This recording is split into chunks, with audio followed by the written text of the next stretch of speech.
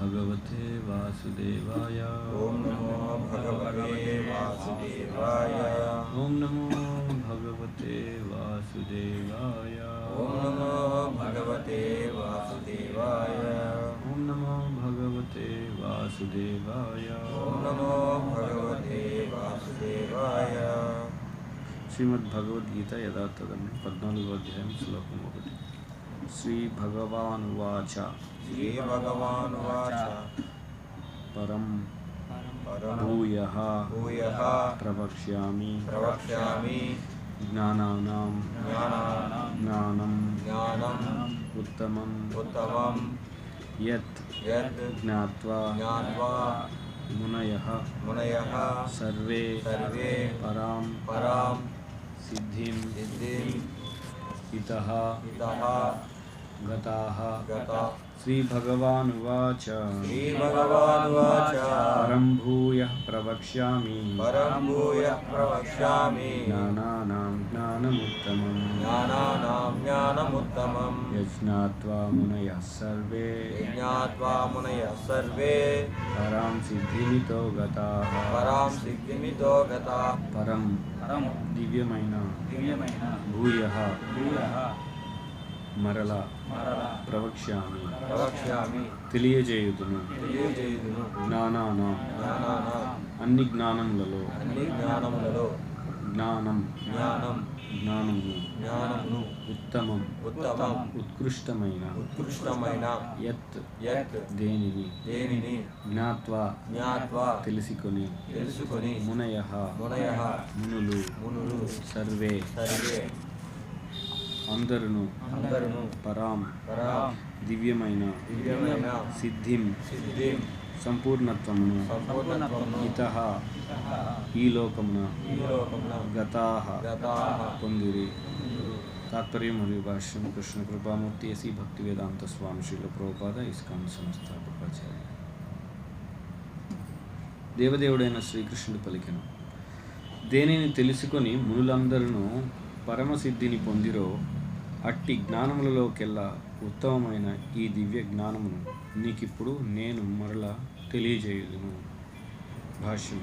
7వ అధ్యాయం నుండి 12వ అధ్యాయపు అంతము వరకు పరతత్వమును దేవదేవుడును అగు తనను గూర్చి విశదముగా వివరించిన శ్రీకృష్ణ భగవానుడు తిరిగి ఇప్పుడు అర్జునునకు మరింత జ్ఞాన వికాసమును కలిగించుచున్నాడు. తాత్విక చింతన విధానము ద్వారా ఈ అధ్యాయమును అవగాహన చేసుకునినచో మనుజుడు శీఘ్రముగా భక్తి యోగమును అవగతము చేసుకొనగలడు. నమ్రతతో జ్ఞానాభివృద్ధిని సాధించుట ద్వారా జీవుడు భౌతిక బంధము నుండి ముక్తుడు కాగలడని గడిచిన 13వ అధ్యాయమున వివరింపబడినది.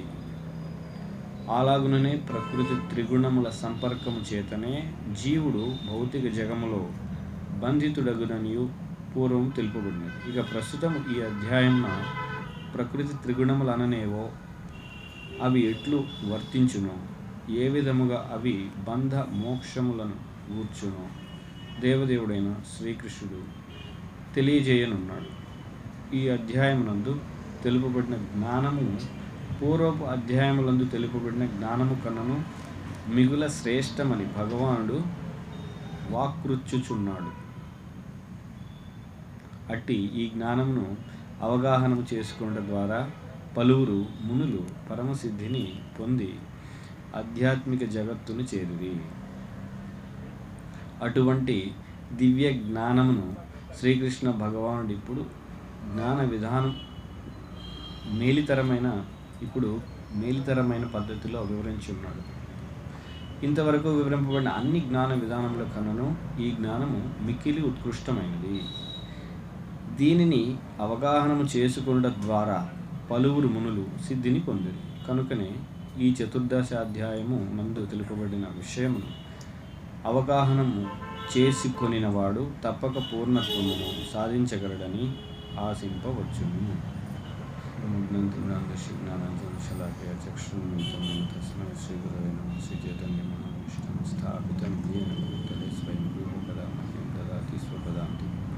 వందేహం శ్రీగురో శ్రీయుతపదకమలం శ్రీగురున్ వైష్ణవాం శశిరూపం సాగ్రజాతం సాగరనాథం తం సజీవం సాద్వైతం సావధూతం పరిజన సహితం కృష్ణ చైతన్య దేవం శ్రీ రాధా కృష్ణ పాదాం సాగరలలిత శ్రీ విశాఖాన్వితాం వంచాకల్పతరుభ్యశ్చ కృపా సింధుభ్యేవ చ పద్మానాం పావనేభ్యో వైష్ణవేభ్యో నమో నమః. శ్రీకృష్ణ చైతన్య ప్రభు నిత్యానంద శ్రీ అద్వైత గదాధర శ్రీవాసాది గౌర భక్తవృంద. హరే కృష్ణ కృష్ణ కృష్ణ హరే హరే, హరే రామ రామ రామ హరే హరే. ఈ అధ్యాయం పేరు ఏమిటి? ప్రకృతి త్రిగుణములు. 14వ అధ్యాయం. త్రిగుణాలు అంటే మనం ఇప్పటికే చూసాం. ఏమిటది? సత్వగుణం, రజోగుణం, తమోగుణం.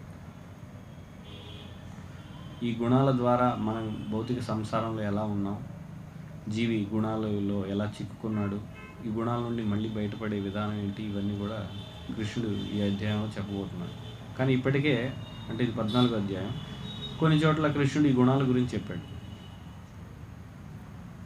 కాకపోతే ఇంకా లోతుగా ఇక్కడ విషయాన్ని చర్చిస్తాడు కృష్ణుడు చెప్పబోతున్నాడు. ఈ అధ్యాయం, ఈ శ్లోకం యొక్క అర్థం చూసినట్లయితే, దేనిని తెలుసుకుని మునులందరూ పరమసిద్ధిని పొందిరో అట్టి జ్ఞానములోకెల్లా ఉత్తమమైన ఈ దివ్య జ్ఞానమును నీకు ఇప్పుడు నేను మరలా తెలియజేస్తున్నాను. మరలా అని కృష్ణుడే చెప్తున్నాడు. మరలా తెలియజేస్తున్నానంటే అర్థం ఏంటి? నేను ఇప్పటికే చెప్పాను. ఎక్కడి నుంచి? అది ప్రభుపాదులు రాస్తున్నారు. 7 నుంచి 12 వరకు చెప్పాడు. 12లో కృష్ణుడు చాలా స్పష్టంగా 12వ అధ్యాయంలో తెలియజేశాడు భక్తియుక్త సేవ అని. 7 నుంచి చెబుతూనే ఉన్నాడు. 7వ అధ్యాయం ఏంటి? 7వ అధ్యాయం మనం చూసినట్లయితే చతుర్విధ భజంతే మామని, 4 రకాలుగా నన్ను పూజిస్తారని. అదేవిధంగా 4 రకాల వ్యక్తులు నన్ను పూజించిన వాళ్ళు ఉన్నారు. నమాం దుష్కృతినో మూఢ ప్రపద్యతే నరాధమ అని కృష్ణుడు చెప్తున్నాడు. అలాగే 4 అంటే 7వ అధ్యాయంలో అది మొదలుపెట్టాడు. ఎవరు నన్ను పూజిస్తారో ఎవరు పూజించారో కృష్ణుడు తన గురించి చెప్తున్నాడు. తన యొక్క భక్తియుక్త సేవ యొక్క గొప్పతనం ఏంటి, వాళ్ళు ఎలా ఉంటారు మనం చూసినట్లయితే 13వ అధ్యాయంలో కూడా మనం చూడొచ్చు. ఒక 8 నుంచి 12 శ్లోకాల్లో అసలు భక్తుల యొక్క లక్షణాలన్నీ కూడా చాలా ఇచ్చారన్నమాట. చాలా స్థిరంగా ఉంటూ, మనసు నిశ్చలంగా ఉంటూ, ఓర్పు, సహనం, తర్వాత ధైర్యం, స్థిర నిశ్చయం, ఇలాంటి చాలా లక్షణాలు ఉన్నాయి. అవన్నీ కూడా చెప్పాడు. ఇవన్నీ చెప్పిన తర్వాత కూడా మళ్ళీ ఇక్కడ మరలా చెప్తున్నాడు కృష్ణుడు. ఏం చెప్తున్నాడు? భక్తియుక్త సేవ గురించి. అందుకే కొన్నిసార్లు చాలామందికి సందేహం వస్తుంది. భగవద్గీత ప్రభుపాదులు వారు రాసిన భగవద్గీతను చూసి ఇవన్నీ కూడా ఎక్కడ చూసినా కూడా కృష్ణుడు కృష్ణుడు కృష్ణుడు అంటున్నారు.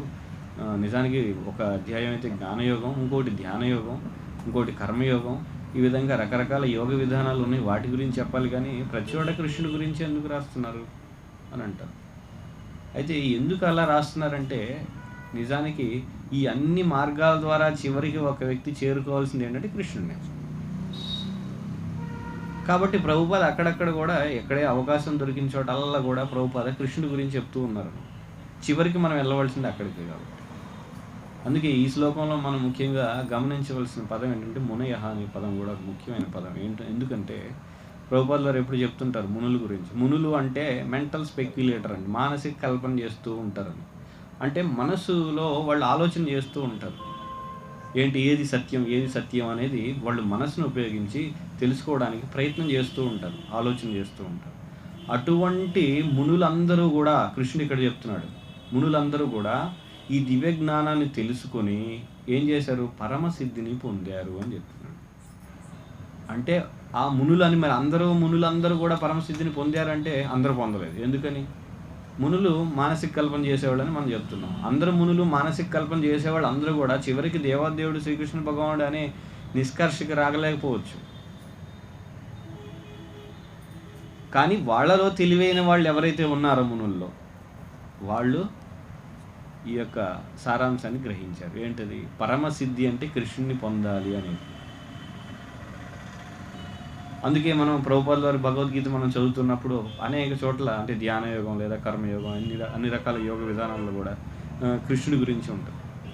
కృష్ణుని అర్చించాలని కొన్ని చోట్ల మనం చూడవచ్చు. నేరుగా కృష్ణుని అర్చించకపోయినా ప్రభుపాదులు రాస్తారు భాష్యంలో. ఏంటి, వాళ్ళు నేరుగా అర్చించలేనప్పుడు, కృష్ణుని ఆరాధించలేనప్పుడు వాళ్ళు వాళ్ళ యొక్క ధనాన్ని ఉపయోగించవచ్చు లేదా వాళ్ళ యొక్క జ్ఞానాన్ని ఉపయోగించవచ్చు. ఇవన్నీ ఎందుకంటే అందరూ వ్యక్తులు.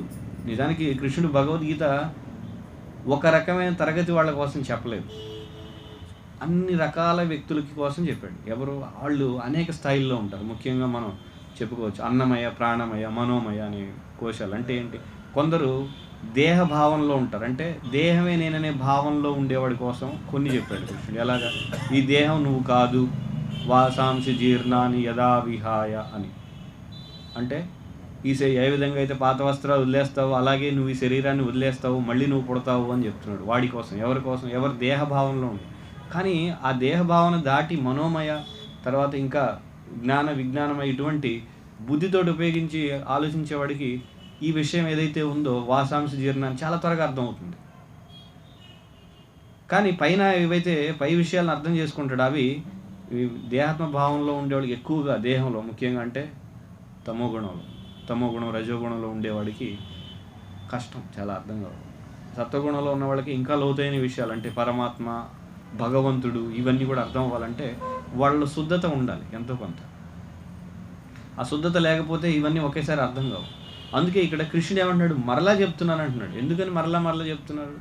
ఇక్కడ ఇంకోటి గమనించాలి, ఒకే వ్యక్తి అర్థం చేసుకోగలిగిన వాడే, కానీ వెంటనే అన్నీ అర్థం చేసుకోడు. కాబట్టి వాడికి మళ్ళీ చెప్పడం వల్ల ఏమవుతుందంటే విని కొంత శుద్ధి పొందుతాడు, మనశ్శుద్ధి పొందుతాడు. తర్వాత ఇంకా ఉన్నతమైన విషయాలను అర్థం చేసుకోగలడు, దాన్ని ఇంకా లోతుగా చెప్పడం. ఇవన్నీ నిజానికి చెప్పాలంటే భగవద్గీత అంతా కూడా కృష్ణుడు చెప్తుంది ఒక 10 శ్లోకాల్లోనో లేదా ఒక 20-30 శ్లోకాల్లో, మహా అంటే ఒక 40 శ్లోకాలు చెప్పేయచ్చు. అంటే ఒక శ్లోకంలో కర్మయోగం, లేదా 2 శ్లోకాలు కర్మయోగం, ఇంకో 2 జ్ఞానయోగం, ఇలాగా అన్నీ ఇచ్చేసి ముగించేయచ్చు ఒక చాప్టర్లో. ఇంకా చెప్పాలంటే ఒక్క శ్లోకంలో ముగించాడు. కృష్ణుడు చివరిలో చెప్తున్నాడు ఎలాగా, సర్వధర్మాన్ పరిత్యజ మామేకం శరణం వ్రజ. ఎప్పుడైతే అర్జునుడు మొదటి అధ్యాయంలో చెప్తున్నాడో నాకు వీళ్ళందరూ బంధువులు అనగానే, 2వ అధ్యాయంలో వెంటనే కృష్ణుడు ఓకే సర్వధర్మాన్ పరిత్యజ మామేకం శరణం వ్రజ అహం త్వాం సర్వపాపేభ్యో మోక్షయిష్యామి మా జ. ఓకే, యుద్ధం చేసేయి, అయిపోయింది. కానీ ఎందుకని మరి ఇవన్నీ కూడా చెప్తున్నాడు? అలానే కృష్ణుడు ముగించలేదు. ఎందుకు మిగతా ఈ కర్మయోగం ఇవన్నీ ఉన్నాయి? ఎందుకంటే ఇవన్నీ కూడా ఇదంతా సోపానం, అంటే మెట్లు. దేనికోసం మెట్లు? ఆ చివరి అధ్యాయానికి, ఏదైతే కృష్ణుడు ఇచ్చే సారాంశానికి మెట్లు. కానీ కొంతమంది ఏమనుకుంటారంటే ఈ మెట్లని తెలుసుకోకుండా ఇందులో ఏదో ఒకటి మనం చేస్తే మనం సిద్ధిని పొందేస్తామని అనుకుంటారు. అది సమస్య. కాబట్టి ఇవన్నీ ఎందుకున్నాయి? అందుకే ఇక్కడ మునులు అంటున్నారు. మునులు ఆలోచించి చాలా కాలం ఆలోచించి తర్కం చేసి అనేక విధాలుగా ఆలోచించి చివరికి వాడు అర్థం చేసుకుంటాడు. అదృష్టవంతులైన వాడు. ఏంటి? కృష్ణుడు దేవాదేవుడు, ఆయన్ని ఆరాధించడం, ఆయన సేవించడమే మన యొక్క కర్తవ్యం.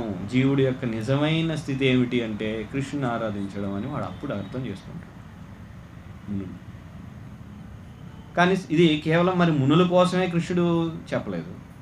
అన్ని రకాల వ్యక్తులు ఈ భగవద్గీతను అర్థం చేసుకో అంటే వాడి స్థాయిలో ఎంతో కొంత. అందుకే మనం చూడండి, భగవద్గీత వినడానికి అందరూ వస్తుంటారు. కొంతమంది ఇద్దరు ఒకేసారి మొదలుపెట్టిన వినడం, అందులో ఒకళ్ళు బాగా ఎక్కువగా అర్థం చేసుకుంటారు, ఒకళ్ళు అంత బాగా అర్థం చేసుకోలేరు, లేదా అంత శ్రద్ధ ఎక్కువ పెరగదు వాళ్ళు. ఎందుకనంటే వాళ్ళ యొక్క స్థాయిని బట్టి, వాళ్ళు ఉన్న గుణాలని బట్టి, సత్వరజస్తనం గుణాల్లో వాళ్ళు ఏ స్థాయిలో ఉన్నారో దాన్ని బట్టి వాళ్ళు దాన్ని స్వీకరించగలుగుతారు. కానీ అందరూ ఒకే విధంగా స్వీకరించలేరు. కాబట్టి అన్ని రకాల తరగతుల వాళ్ళు కూడా ఎంతో కొంత జ్ఞానాన్ని పొందాలనేది ఇక్కడ కృష్ణుడి ఉద్దేశం. కాబట్టి ఇన్ని రకాలుగా ఈ యొక్క జ్ఞానాన్ని, చివరి గమ్యం అంతా ఒకటే, ఏంటి? కృష్ణుని ఆరాధించడం. భగవద్గీత యొక్క సారాంశం ఏంటి? కృష్ణుడికి శరణాగతి పొందడం. ఇది సారాంశం ఒక శ్లోకంలో. కానీ మరి ఆ స్థితికి అందరూ ఒకేసారి వెళ్ళలేరు కదా. అందుకనే కర్మ మిశ్ర భక్తి, జ్ఞాన మిశ్ర భక్తి అని, లేదా ధ్యాన మిశ్ర భక్తి, ఈ విధంగా రకరకాలుగా వాళ్ళ యొక్క స్థాయిని బట్టి, నిష్కామ కర్మ, సకామ కర్మ, ఇవన్నీ రకరకాలుగా వాళ్ళ యొక్క స్థాయిని బట్టి వాళ్ళు ఏదో ఒక దశలో ఉద్ధరించాలి వాళ్ళు. కాబట్టే ఇది కృష్ణుడు అంటే జీవులందరినీ ప్రేమిస్తాడు. కాబట్టి అందరూ ఏదో ఒకటైనా స్వీకరించాలి ఇందులో. అందుకే ముఖ్యంగా శాస్త్రంలో మనకి నొక్కి చెప్పబడింది ఏంటంటే ఒక విషయం, శ్రవణం అనేది చాలా ముఖ్యం అని చెప్తుంటారు ఆధ్యాత్మిక జ్ఞానంలో. ఎందుకని? ఆధ్యాత్మిక జ్ఞానం ఒకరోజు వింటే 2 రోజులు వింటే రాకపోవచ్చు. అవతల చెప్పే వ్యక్తి శుద్ధ భక్తుడే, కానీ మనకి వెంటనే అది అర్థం కాదు. కాబట్టి శ్రవణం అనేది చాలా ముఖ్యం. అది మళ్ళీ శ్రవణం చేయాలి. ఇక్కడ అర్జునుడికి కృష్ణుడు ఏం చెప్తున్నాడు? మళ్ళీ చెప్తున్నాడు. మనకు కొన్నిసార్లు అనిపిస్తుంది ఏమంటే ఇది ఎప్పుడు ప్రభుజీ చెప్తారు, ఎప్పుడు మనం ఆహార నిద్ర భయమైదునం, లేదా పూజాలాభ ప్రతిష్ఠ అంటుంటారు, లేదా జన్మ మృత్యు జరా వ్యాధి అంటారు. ఇది ఎప్పుడు మనం వినేదే, అని అనుకుంటారు. అంటే అది కేవలం ఒక జ్ఞానంలాగా స్వీకరిస్తే అది మనకేంటి, ఇదే చిరాగ్గా బోరుగా ఉంటుంది. కానీ అది మనకి విజ్ఞానం అవ్వలేదని మనం అర్థం చేసుకోవాలి. మనకి విజ్ఞానం అవ్వడం అంటే దాన్ని సాక్షాత్కారం పొందలేదు. కాబట్టి మనం వినాలి. ఎప్పుడైతే సాక్షాత్కారం పొందుతామో అప్పుడు అర్థమవుతుంది. ఏంటి, ఓహో ఇది ఇందుకు ఇన్ని రోజులు మనం విన్నది ఇది, కానీ ఇప్పటివరకు నాకు తెలియలేదు. సాక్షాత్కారం పొందిన రోజు మనం పొందలేదు కాబట్టి బోరుగా అనిపిస్తుంది. ఇంకేదో చెప్పాలి, ఇంకేదో స్టోరీ, ఇంకేదో కథ, ఇంకేదో కొత్తగా, అంటే ఏదో సరదాగా టైం పాస్, ఏదో మంచిది కాబట్టి చెయ్యాలి కాబట్టి చేస్తున్నాం. కానీ అసలు ఉద్దేశం ఏంటి, ఎందుకు మళ్ళీ మళ్ళీ చెప్తున్నాడు కృష్ణుడు? ఇక్కడ ఎందుకు చెప్తున్నాడు మళ్ళీ మళ్ళీ? భక్తి గురించి చెప్తున్నాడు. మళ్ళీ తమో గుణం, రజో గుణం, సత్వగుణం గురించి చెప్తాడు. ఎందుకని? ఎందుకంటే మనం సాక్షాత్కారం పొందలేదు కాబట్టి. మనం పొందే వరకు ఇవి వింటూనే ఉండాలి. పొందిన తర్వాత ఏం చేస్తాం? వినవలసిన పని లేదు, ఎందుకంటే మనం చెబుతుంటాం కాబట్టి. ఏం చెప్తుంటాం? మళ్ళీ దీని గురించి చెప్తాం, వేరేది ఏం మాట్లాడలేము. ఎప్పుడైతే సాక్షాత్కారం పొందుతామో అప్పుడు వినవలసిన పని లేదు. ఎందుకని? వాడు దాని గురించి ఆలోచిస్తాడు, వేరే దాని గురించి ఆలోచించలేడు. ఎవరు కనపడినా వాళ్ళు అదే చెప్తారు, ఇంక వేరేది ఏం చెప్పలేడు వాడు. ఎందుకని? అదే సత్యం కాబట్టి. అప్పుడు ఇంక వినాల్సిన అవసరం లేదు వాడికి. ఎందుకని? వాడు చూసాడు దాన్ని. వినడం ఏమంటే దాన్ని ఆత్మ ద్వారా అనుభవించాడు. ఎప్పుడైతే అనుభవిస్తాడో అప్పుడేం చేస్తాడు? మళ్ళీ దాని గురించి చెప్పడం మొదలు పెడతాడు. ఇంక ఎవరు కనపడినా వాడికి అప్పుడు వాడు పిచ్చోడిలాగా కనిపిస్తారు అన్నమాట సామాన్య జనులకి. ఏంటి మళ్ళీ ఎవరు కనపడినా ఇదే మాట్లాడుతున్నారు. కానీ అప్పటి వరకు మనం వినాలి. ఎప్పటి వరకు? మళ్ళీ మనం చెప్పడం మొదలు పెట్టేవారు, దాన్ని అనుభవించే వరకు. అది ఇక్కడ ఉద్దేశం. అందుకే కృష్ణుడు కూడా చెప్తున్నాడు, మరలా మళ్ళీ చెప్తున్నానని అనేక చోట్ల మనకి రాబోయే అధ్యాయాల్లో కూడా మళ్ళీ నువ్వు విను, లేదా మళ్ళీ నాకు ఒకసారి చెప్పు, నువ్వు చెప్పావు. అర్జునుడు కూడా అంటాడు, చెప్పావు కానీ నాకు అర్థం కాలేదు, మళ్ళీ చెప్పమని. అలాగే ఇది గురు శిష్య సంబంధం. చూడండి, మనకి ఎప్పుడైనా అర్థం కాకపోతే వినయపూర్వకంగా, ఇందులో వినయపూర్వకంగా మీరు చెప్పారు, నాకు అర్థం కాలేదండి, మళ్ళీ చెప్పండి అని మళ్ళీ మనం అడగాలి. మనకు అర్థం కానప్పుడు, మనం సాక్షాత్కారం పొందినప్పుడు దాన్ని మళ్ళీ వినాలి. గురువు కూడా మళ్ళీ చెబుతున్నప్పుడు మనం అంటే చిరాకు పడకూడదు. ఏంటి ఎప్పుడు రోజు చెప్పింది మళ్ళీ చెప్తున్నాం, మనం ప్రతి ఆదివారం వస్తున్నాం, దాదాపు ఎప్పుడూ ఒకటే భగవద్గీత చదవండి, లేదా భాగవతం చదవండి, 16 మాలు జపం చేయండి, హరే కృష్ణ, 4 నియమాలు పాటించండి, ఇవన్నీ ఎప్పుడు మనకి తెలిసినవే ఇవన్నీ. కానీ అవన్నీ మనం ఎంతవరకు చేస్తున్నాం? చేయట్లేదు. కాబట్టి వినాలి. ఒకవేళ చేసి అభివృద్ధి చెందడం లేదు కాబట్టి వినాలి. అందుకే ఇక్కడ కృష్ణుడు మళ్ళీ అదే జ్ఞానాన్ని మళ్ళీ ఎందుకు చెప్తున్నాడంటే అనేక కోణాల్లో చెప్తున్నాడు. మళ్ళీ గుణాల దృష్టిలో పెట్టుకొని చెప్తున్నాడు, తర్వాత శరీరం, ఇంద్రియాల దృష్టిలో పెట్టుకొని చెప్తాడు కొన్ని చోట్ల ఇంద్రియాల గురించి, అదేవిధంగా కామక్రోధాలను దృష్టిలో పెట్టుకొని మరొక చోట. ఈ విధంగా అనేక దృష్టికోణాల నుంచి ఒకే విషయాన్ని ఇక్కడ కృష్ణుడు చెప్తున్నాడు. చివరి గమ్యం ఏంటి అంటే ఒకటే, ఏమిటి? కృష్ణుని శరణాగతి పొందడం, కృష్ణ ప్రేమని పొందడం, అంతే. అదే గమ్యం. అది ఒక మాటలో చెప్పేయచ్చు. భగవద్గీత సారాంశం ఏంటంటే కృష్ణ ప్రేమని పొందడం, అంతే. అన్నీ వదిలేసి కృష్ణుని ఆరాధించడం, కృష్ణ ప్రేమను పొందడం, ఇదే భగవద్గీత సారాంశం. కానీ మరి ఇదంతా 18 అధ్యాయాలు 700 శ్లోకాలు. ఎందుకంటే అందరినీ ఆ స్థాయికి తీసుకురావాలంటే ఒక్కొక్కరికి ఒక్కొక్క దగ్గర కొంచెం మనసు లగ్నం అవుతుంది. కాబట్టి అక్కడి నుండి వాడిని తీసుకురావాలి. కాబట్టి అందరి గురించి ఎంతో కొంత ఉండాలి. కాబట్టి ప్రతి ఒక్కళ్ళకి ఇక్కడ అవకాశం ఇస్తున్నాడు కృష్ణుడు, అక్కడి నుంచి ఆ స్థాయి నుంచి ఉద్ధరింపబడ్డానికి.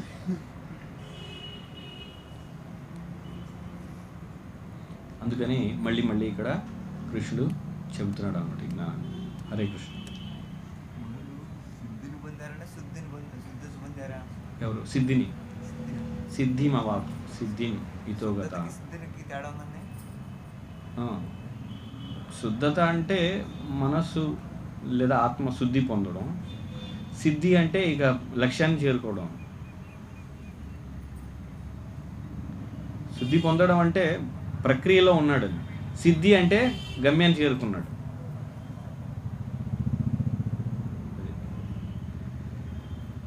మనస్సు శుద్ధి పొందుతుంది అంటూ చెప్తుంటాం కదా, అంటే మనస్సులో ఉన్న కల్మషాలన్నీ పోతున్నాయని. ఎప్పుడైతే పూర్తిగా శుద్ధి పొందుతాడో అప్పుడు సిద్ధిని పొందుతాడు, అంటే మార్గంలో.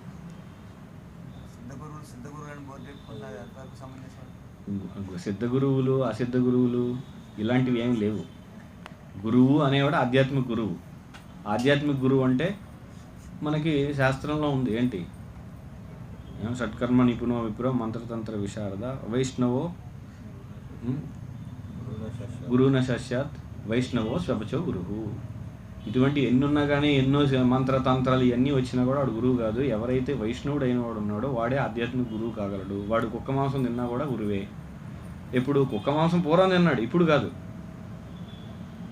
పూర్వం ఎటువంటి వాడైనా వాడు గురువు అంటే. అంతేగాని సిద్ధ గురువు లేదా అసిద్ధ గురువు లేదా ఇంకేదో రకరకాల బ్రహ్మ గురువు, రకరకాల పేర్లు పెట్టుకున్నారు. బ్రహ్మర్షి, రాజర్షి, ఎవరెవరో. ఇప్పుడు కలియుగంలో వాడి ఇష్టం, ఎవరు ఇష్టం వచ్చినట్టు వాళ్ళు పేర్లు పెట్టేసుకున్నారు. ఎవరు చెప్పారు కానీ సిద్ధ గురువులు ఉండాలి? సిద్ధ గురువు అంటే ఏంటి అసలు? సిద్ధ గురువు అంటే సిద్ధి పొందినవాడని ఒక విధంగా అర్థం. ఇవన్నీ ఏంటంటే ఎవరికి వాడు కొత్తగా తయారు చేసుకొని జనాల్ని ఆకర్షించడం కోసం అంతే, అంతేగాని అవేం లేదు. పూర్వం ఆచార్యులు అంటారు లేదా గురువు అంటారు అంతే. ఆధ్యాత్మిక జ్ఞానాన్ని ఇచ్చేవాడు. అది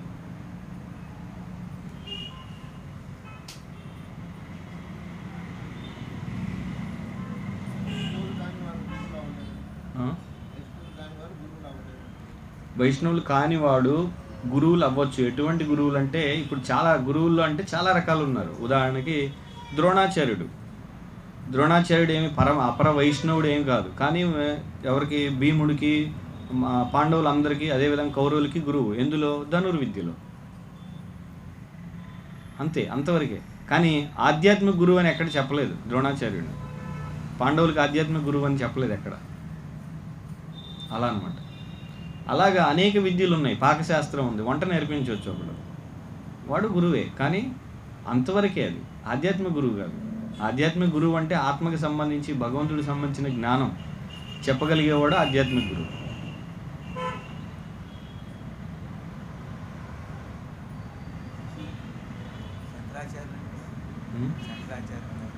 శంకరాచార్యులు, శంకరాచార్య ఆయన ఆచార్యుడు అని చెప్తుంది శాస్త్రం, కానీ దాన్ని అంగీకరించడం లేదు ఎవరు? వైష్ణవ ఆచార్యులు అందరూ కూడా. ఆయన శివుడే అని చెప్తుంది మనకి శాస్త్రం. శివుడే శంకరాచార్యుడిగా వచ్చాడు అని, ఆయనలా వస్తాడని కూడా మనకి ముందలే పురాణాల్లో రాయబడింది. కాబట్టి ఆయన్ని శివుడిని ఆచార్యుడిగా మనం అంగీకరిస్తున్నాం, ఎందుకంటే వేదాలని ప్రమాణం అని అంగీకరించాడు కాబట్టి. అదొక్కటే ముఖ్యంగా చెప్పాలంటే. అంతేగాని ఆయన తత్వం అంతా కూడా సరైనదని కాదు. కొంతవరకు ఏంటి, ఆత్మ సత్యం అనేది అంగీకరిస్తున్నాడు, అది వేదాల్లో ఉంది. కానీ మిగతా ఆయన చెప్పింది పూర్తిగా ఉన్నది ఉన్నట్లు ఆచార్యులు ఎవ్వరు కూడా తీసుకోవడం లేదు. అది తీసుకోవడం తప్పు అని కూడా చెప్తున్నారు. ఏంటి, బ్రహ్మ సత్య జగన్మిథ్య, అవన్నీ కూడా సరైనవి కాదన్నమాట. అది గ్రంథరాజ్ శ్రీమద్ భగవద్గీత కీ జయ, శ్రీల ప్రభుపాద కీ జయ.